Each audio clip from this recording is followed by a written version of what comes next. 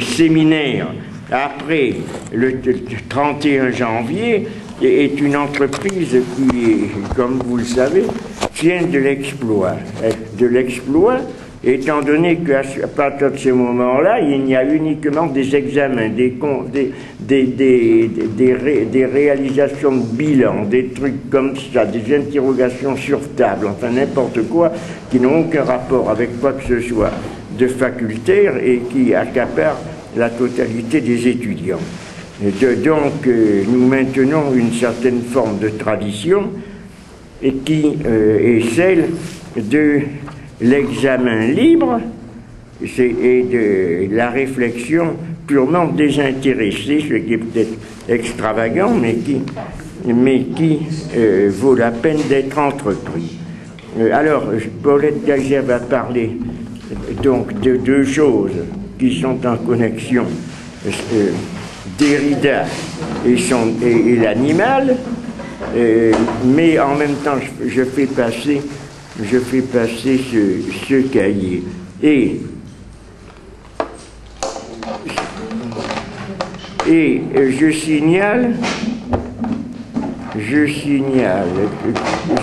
que j'ai reçu, et je vous le recommande parce que ce sont des livres dont le prix, je crois, est abordable et qui est de la part de Rancière, une édition, oui c'est ça, il met 13 €. Bon, effectivement, 13 € c'est intéressant, comme un livre qui est nourri de...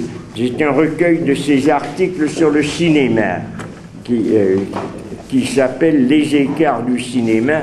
Je le fais circuler. Il vient de sortir, il y a une édition où il publie beaucoup, qui s'appelle « La Fabrique ». Je vais... Attends, 1, 2, 3, merci. De Jacques Rancière, je le signale, pour les étudiants étrangers. Vous regarderez, vous prendrez la notice de ce livre. La dernière fois, pour maintenir le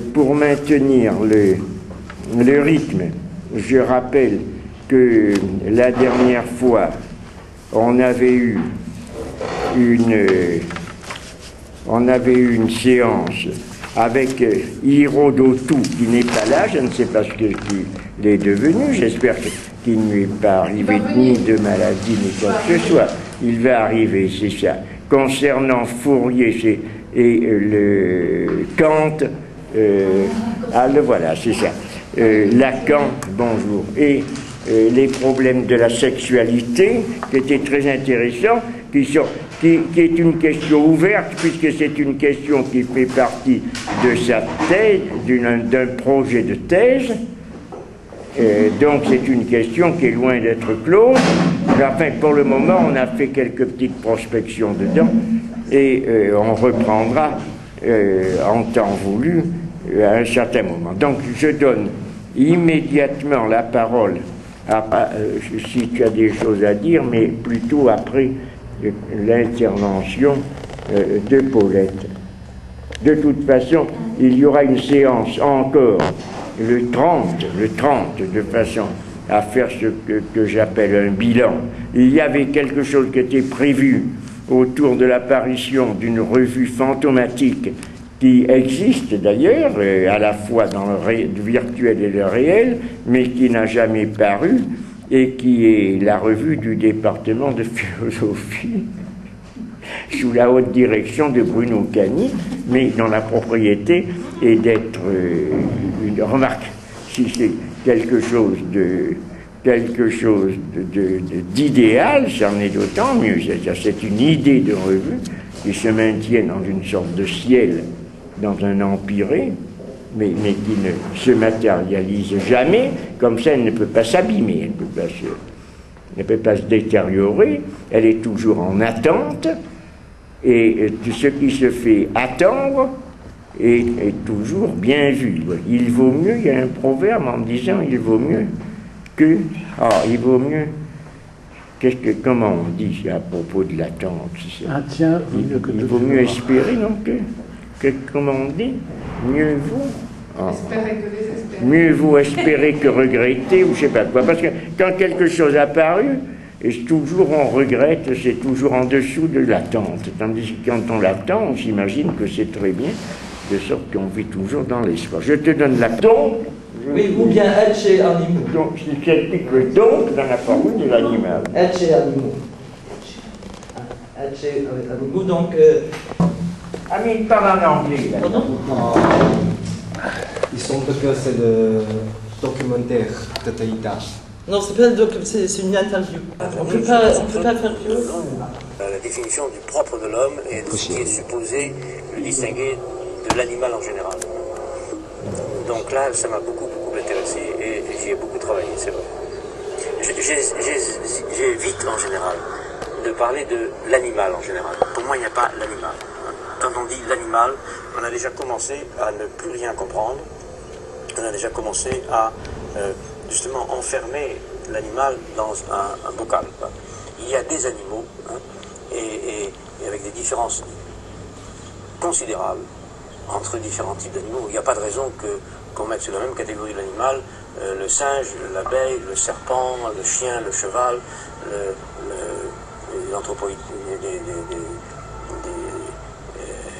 anthropoïdes ou des microbes. Ce sont des types d'organisation de la vie radicalement différents. Et déjà, le geste qui consiste à dire l'animal et de ranger dans cette catégorie aussi bien le chimpanzé que la fourmi est un geste de répression violente, d'enfermement violent de la part de l'homme.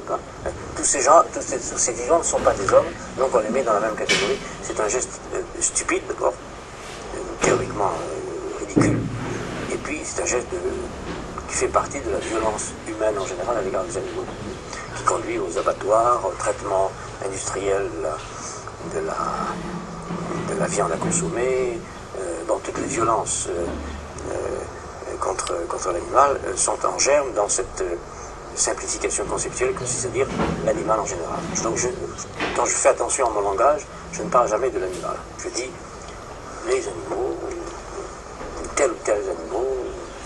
Does that distinguish you from some of your philosophic predecessors? Do they tend to make a more broad distinction and make that? It distinguishes me from any other philosopher in the tradition. Parce qu'il n'y a pas, il y a très peu, il n'y en a pas pratiquement, de philosophes qui, comme tels,